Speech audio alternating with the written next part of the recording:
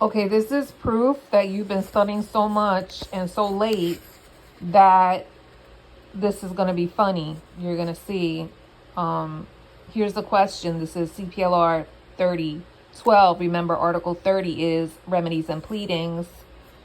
When a complaint is not served with the summons and the defendant serves a written demand for the complaint, service of the complaint must be made within blank days after service of the demand. So basically, you don't need to include a complaint when you serve the summons. You can serve a summons alone or the summons and complaint. In this particular circumstance, the defendant in writing is requesting and demanding that the complaint be sent because they only got the summons. So this is asking, okay, like the plaintiff has to then send the complaint, and how many days will they have to do that? So I go to turn over my card and there's no answer.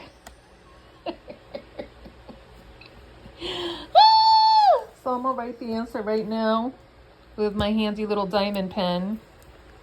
Hold on. We're gonna write it right here on the spot because I'm slacking. Hold on. 20 days. Okay, and just as a bonus, I was doing some morning flashcards. Okay, so let's do a few extra just for good measure since somebody's slacking. All right, this is a repeat of the question. I did a whole video about this, and as I was watching the video, I was like, I did get a little carried away with some of the examples. I don't like, they're a little over the top. But my whole thing is like, even if it's over the top, if it helps you remember the basis of what it is, then that's what's important. So this is CPLR 3018. We're still in remedies and pleadings, by the way. And this is based on, I believe, 3018B, which is affirmative defenses. So those are the kind of defenses that when a defendant responds, they must include those type of defenses. Affirmative, they've been affirmed, these defenses, and they cannot be hidden and brought up sometime later or not brought up at all. So I'm going to say plaintiff and defendant for this. Plaintiff brought suit against defendant. There was a final judgment for defendant on the merits. Plaintiff is now barred from bringing a second suit against defendant on the same cause of action by the defense of. And the answer is res judicata. They also have on here statute of frauds, which is also another affirmative defense, but it's not what this is. The statute of frauds is like, if you have certain agreements have to be in writing. That's what statute of fraud is, and this isn't referencing that. This is saying that the plaintiff, there's been a final judgment on this case against the plaintiff. So the plaintiff, there's been a judgment. He can't try the same action again, cause of action. It's already been tried. So the answer to that is res judicata. All right. And here's more detail. So I like this answer because they also include affirmative defense and what that means, i.e., one which must be raised in the responsive pleading. So in other words, if this is something that is going on, res judicata, and this case has already been tried and there's been a final judgment on it, it must be put in the pleading, the responsive pleading from the defendant. And if you leave it out, you're fucked. That's it. All right, you could be held liable for these affirmative defensive situations that you haven't mentioned and you failed to mention. So, So it's saying where it's at, 3018B, lists res judicata as an affirmative defense. An affirmative defense is one which must be raised in the responsive pleading. Res judicata means the matter has been decided in a previous action. And I just wrote down the other stuff and what it means. We already talked about statute of frauds is a doctrine that certain agreements must be in writing. So that wasn't it. And stare decisis relates to the principle that courts will adhere to prior decisions as precedent. That makes me wonder if it has to do with case law. You know how people refer to a case and the decision on that case as being, the decisive decision. Like, all right, let's do some extra cards for good measure because, I screwed up, so now I got to pay the price and do extra studying because I didn't put the answer on that card. So, when a non-jury trial is permissible, the choice between a jury trial and a non-jury trial is made by, and the answer to this is defendant. And even though in this particular answer, they're referencing going from, let me just read it, the right to waive a jury trial belongs to the defendant, the court must approve. They're talking about going from a jury trial to a non-jury trial, but what I see a lot doing note of issues is the reverse, that the plaintiff doesn't want a jury and then the defendant will file a jury demand. So the defendant has the power in this particular case from deciding what type of trial it's going to be, whether it's going to be a non-jury trial or a jury trial. So the defendant has the upper hand. He gets to choose. Hold on. I got to put support for my neck here. Okay. All right, let's go to the next question.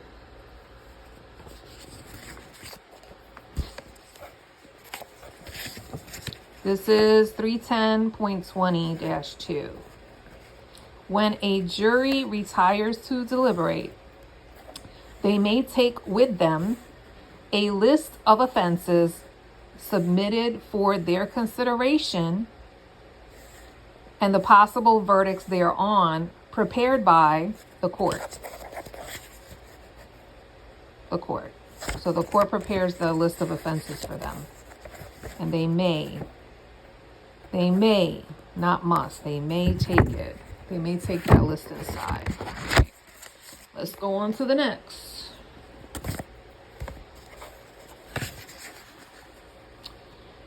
This is 270.35. A case is on trial in which all the evidence has been presented to the jury. There are no alternate jurors. No alternate jurors. One juror dies suddenly. This case must be disposed of. So the court is going to declare a mistrial for this. So the court declaring a mistrial and ordering a new trial because there's nobody left. The guy died and they used up all there's no alternate. That's it. So they have no one to fill that spot, so that mistrial needs to be declared by the court and a new trial. So select the correct answer as to polling a jury.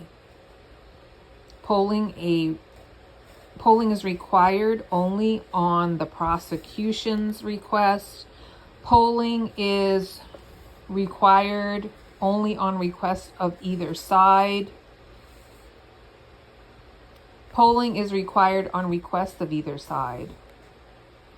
Polling is discretionary with the court, no matter which side makes the request. And the answer is C. Polling is required on request of either side. If requested by either side, the jury must be polled.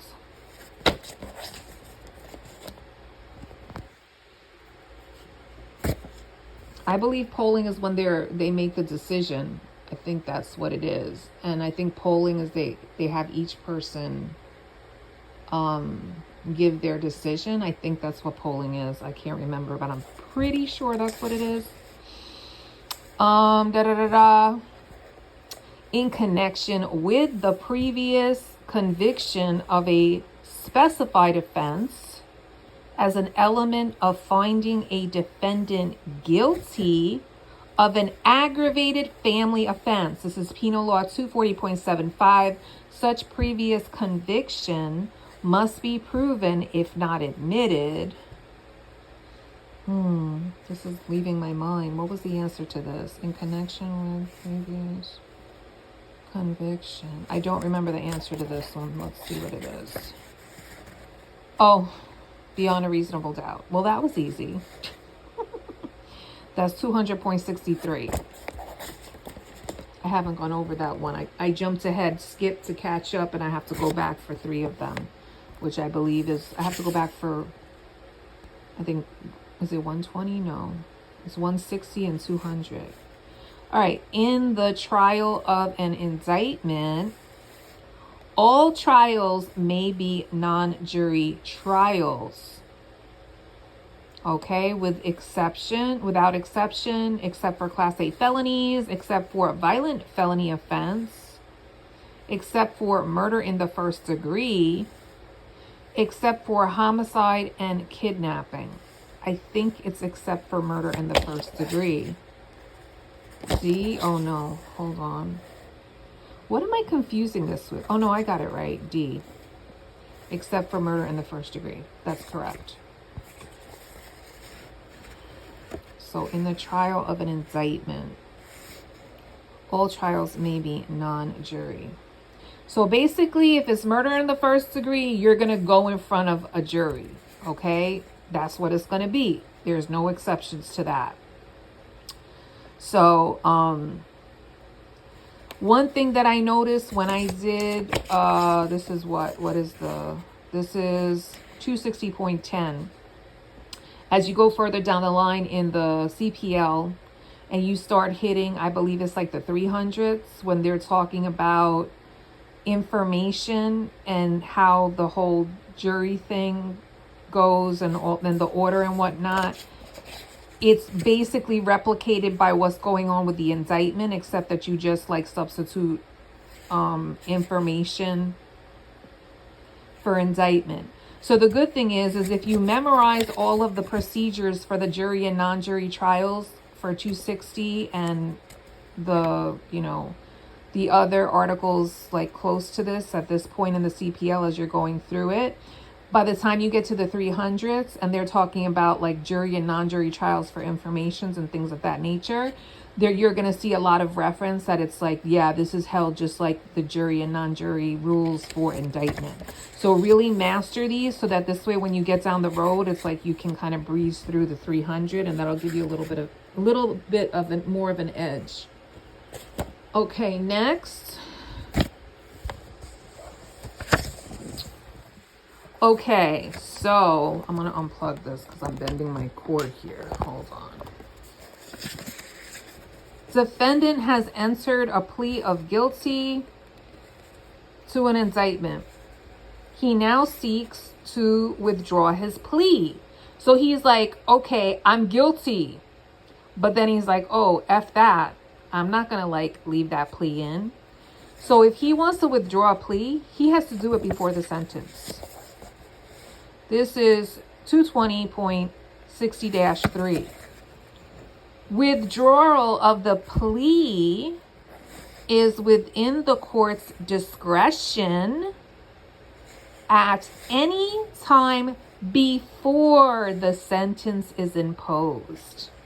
So it's at the court's discretion, and if they already did the sentence, you cannot withdraw the plea. It has to be before the sentence is imposed. Okay, we're going to do 2 more cards. I don't know how much memory I have left on my phone, so if it cuts off, it cuts off. Here we go.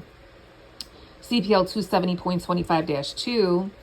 In a criminal action where the highest crime charge is a Class B or C felony, the maximum number of pre-exemptory challenges that a party can make with respect to the regular jurors is. So a pre-emptory challenge is like when the parties are challenging a juror without any reason, just because they got like, you know, a feeling or whatever it is. Like there's no reason like, oh, we want to get rid of this jury because we think they're biased. No, they just want to get rid of the person for, you know, for no disclosed reasons. It's called a pre-emptory challenge. They're going to challenge that juror.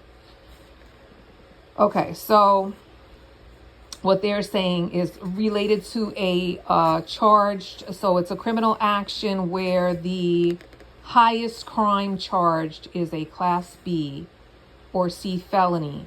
The maximum number, so how many times they can challenge the juror, the regular jurors, is 15. Now keep in mind, if it was a felony, an A felony, it would be 20. They could challenge 20 times. B and C, 15, everything else 10. Got it? Good. Next.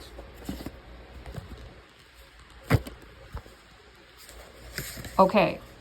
CPLR, we're going back to CPLR to close this out. Where we started with CPLR, we're ending with CPLR 3011. Again, we're back to remedies and pleadings. A reply is served.